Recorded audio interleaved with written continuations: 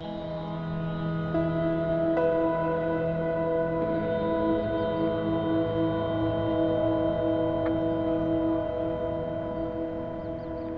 situación actual del mercado de la vivienda, o de la falta de mercado de la vivienda, es la consecuencia lógica de una política pública estatal que arranca de hace muchísimas décadas.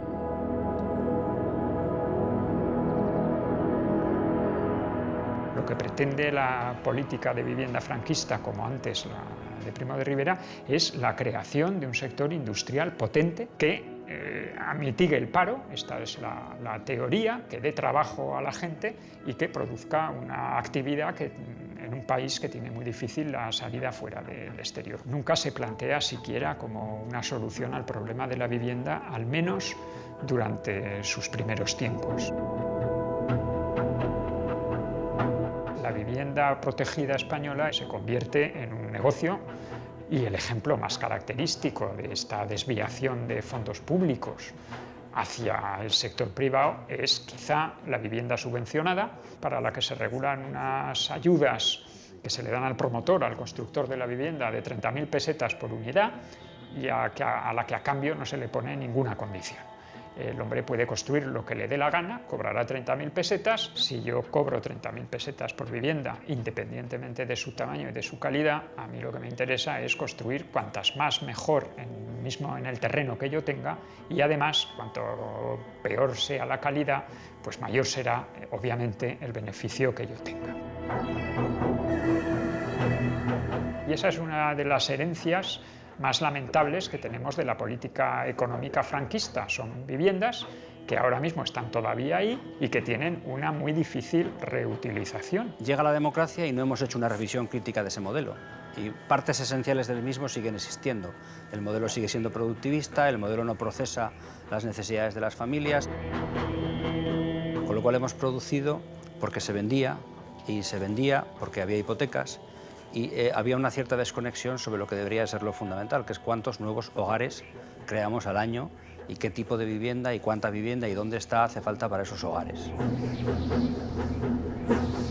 El régimen franquista tiene un interés, como es natural, muy agudo por convertir a la población española entera en una población de propietarios. La propiedad, desde luego, amansa. Cuando el obrero se convierte en propietario, inmediatamente baja el tono reivindicativo. La persona que tiene una deuda importante y durante muchos años y además tiene familia, como suele ocurrir con el comprador de vivienda, no se puede permitir el lujo de ser un rebelde.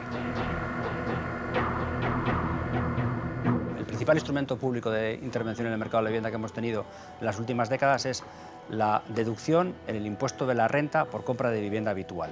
Si ese ha sido el único instrumento que ha utilizado el Estado y además ha sido el instrumento fundamental también del mercado a la hora de proveer vivienda, pues es evidente que a la gente se le ha estado empujando sistemáticamente hacia la compra de vivienda y no hacia otras opciones que además son débiles o simplemente no existen. Y nuestro nivel de renta disponible de las familias claramente recomienda tener un porcentaje de alquiler mucho mayor.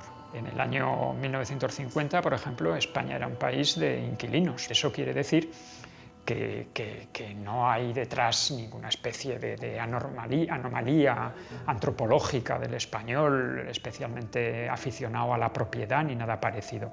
Las leyes de alquiler franquista tienden las tres a la congelación de rentas, con un ánimo muy claro de considerar el alquiler como una figura a extinguir. Gestionar viviendas para dedicarlas al alquiler a precio moderado puede ser un negocio, pero es un negocio sostenido en el tiempo.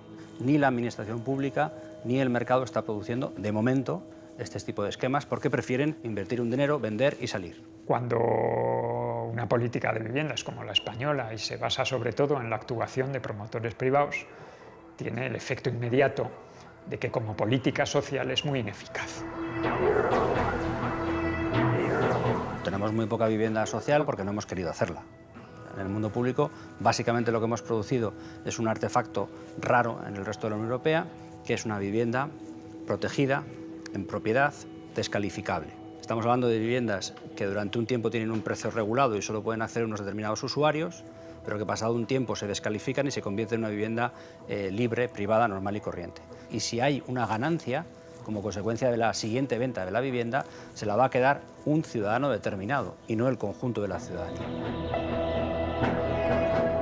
La consecuencia al final ha sido que se ha conseguido que España sea un país donde más del 80, casi el 90%, según algunas estadísticas de la población, hemos llegado a ser propietarios de nuestra vivienda habitual, que tenemos un parque de viviendas también en muchas ocasiones muy precario y que tenemos un nivel de endeudamiento, en buena parte por la desmesura de nuestra producción de viviendas en los últimos años, en un estado también bastante penoso.